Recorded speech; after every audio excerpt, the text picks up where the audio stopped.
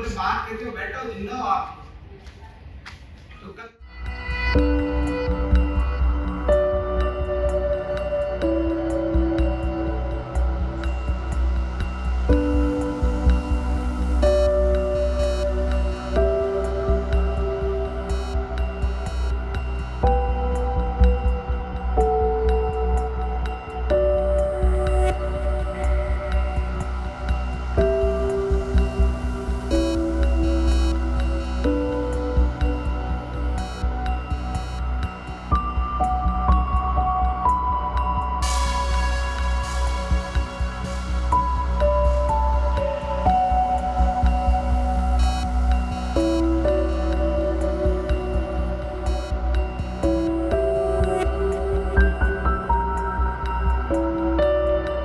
एक लेडी थी, बनारसी देवी नाम की लेडी थी, कम से कम 90 ईयर की लेडी थी वो। उसकी तकरीबन उसके 2 साल से ही डिफ़ॉल्ट हो रखा था पेंशन में। जन आधार में इतनी कमी थी, जन आधार में अकाउंट नंबर 1 नहीं थे उसके खुद के पर्सनल। इस वजह से उसकी पेंशन उसके अकाउंट में नहीं जा पा रही थी। पीछे से इन्होंने सोचा कि डेट हो गई इसलिए पेंशन बंद हो गई उसकी। पंचायत वालों ने तो यही सोचा, उसका नाम लिस्ट में सटवा दिया। मैंने कहा माता जी आपको भी पेंसिल आती है क्या? कि नहीं बेटा मेरी आ रही नहीं है, बंद हो रखी है काफ़ी टाइम से। मैंने लिस्ट देखी मेरी खोल के, मैंने कहा माता जी आपका नाम तो लिस्ट में नहीं है, लिस्ट में नाम होना चाहिए, बंद है तो। मैंने लाओ पीपीओ नंबर निकालो। फिर मेरे पास वो ऐप है, उससे मैंने उसको चेक किया पीपीओ नंबर डाल के।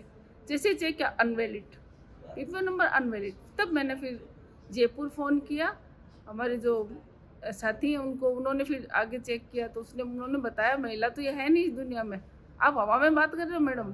मेरे पास बैठी है और बोल रही है अच्छी खासी। वो उसकी आंखें भी काम नहीं कर रही हैं, हाथ की उंगलियों की निशान भी सारे जा चुके हैं। तो इस वजह से फिर वो ऑफलाइन ही वीडियो साहब जाके उनको करें, जैसे सरपंच को साथ ले जाके उसके घर जाके वेरिफिकेशन करें तो हो सकता है। फिर मैं गई वीडियो ऑफिस, उनको मैंने कहा सर ऐसा ऐसा बात है, ये पीपीओ नंबर है, इस बंदी की पेंशन नहीं आ रही है और ये बेड से भी नहीं उठ सकती, इसकी हालत नहीं है कि वो बेड से उठे। तो उसके बाद में वीडियो साहब ने मेरे से वो पीपीओ नंबर लेके आगे कहीं फ़ोन किया होगा उन्होंने उस विभाग में, तब वो बोले कि इस औरत की तो मृत्यु हो चुकी है। फाइनली फिर वो ऑफलाइन मतलब वेरिफिकेशन वीडियो साहब ने कहा कि हाँ ये जीवित है, खुद ने जाके उसके बाद ऑफलाइन उनकी पेंशन का काम किया।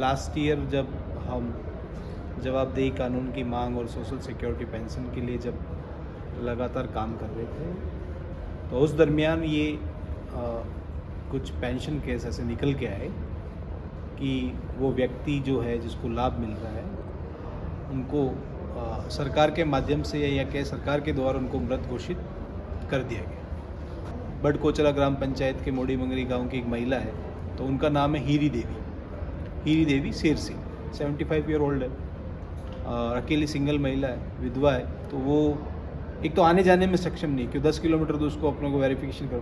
तो जब हमने उसको महिला को लेकर के और पंचायत समिति में हम गए वीडियो के पास, तो हमने कहा कि ये महिला जिंदा है और ये आपने इसको डेथ घोषित कर रखा। तो उन्होंने पहले तो मानने से मना कर दिया कि डेथ केस हो ही नहीं सकता, ऐसे नहीं हो सकता। तो हमने उनको महिला को प्रूफ किया, वहाँ खड़ा किया सामने जन सुनवाई में, तो उन्हें एहसास हो गया। तो उन्होंने कहा कि बाई मिस्टेक हो गया होगा, हम देखते हैं। और आप मतलब ये सोचिए कि अगस्त 2022 से सितंबर 2023 तक हमने ये कार्रवाई की, बार बार पुश किया, जो नोडल पे जो ब्लॉक पे पब्लिक हियरिंग होती है गवर्नमेंट की, उसके अंदर उनको प्रेजेंट किया, उनके डॉक्यूमेंटेशन तैयार किए और लगातार सरकार से इसके बीच में बातचीत की हमने।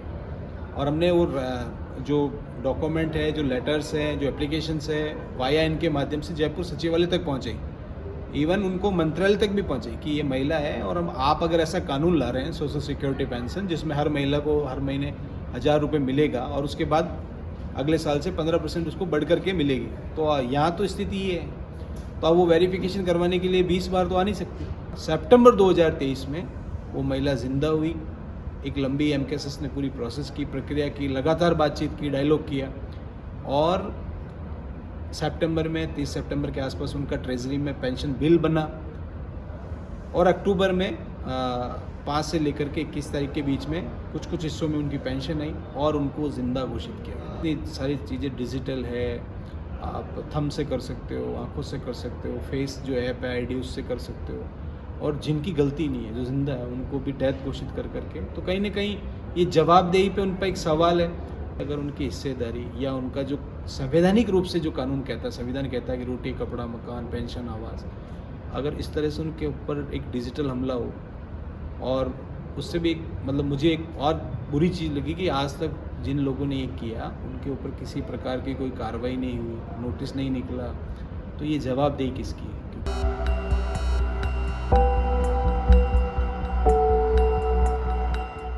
और एक दूसरी डिमांड जो है हमारी कि जवाबदेही कानून तुरंत प्रभाव से सरकार लागू करे ताकि ऐसे लोग, चाहे कोई भी हो, एक सिविलियन के लिए सरकार की एक जिम्मेदारी हो कि उसे राशन क्यों नहीं मिल रहा है, उसका पेंशन से नाम क्यों हट गया, उसका आवास में से नाम क्यों नहीं आया.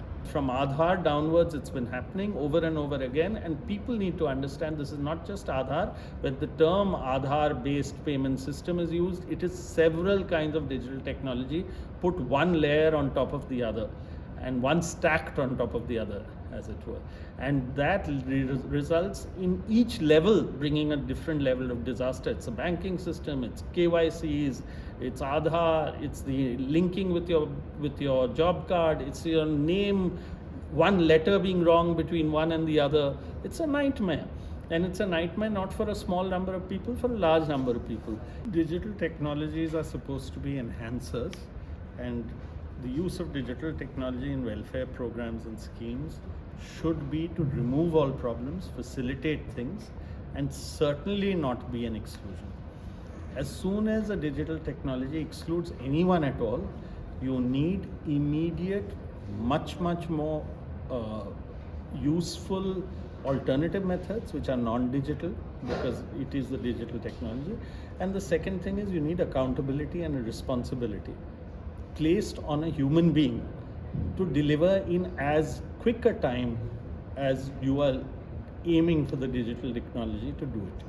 Now those basic things are not done. It's done by a system that talks top down. It's done by a management that uses technology. Its only answer from technocrats is that, oh, we'll solve this by the next generation of technologies.